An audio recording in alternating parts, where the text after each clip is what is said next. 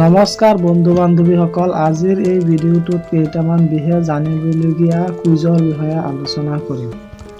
ভিডিঅ'টো আৰম্ভ কৰাৰ আগতে আপোনালোকৰ ওচৰত এটাই অনুৰোধ, মোৰ এই চেনেলটো লাইক আৰু ছাবস্ক্ৰাইব কৰি দিব। আপোনাৰ এটা লাইক আৰু এটা ছাবস্ক্ৰাইবে আমাক আৰু ভিডিঅ' বনাবলৈ উৎসাহ দিয়ে। ভিডিঅ'টো শেষলৈকে চাই থাকক।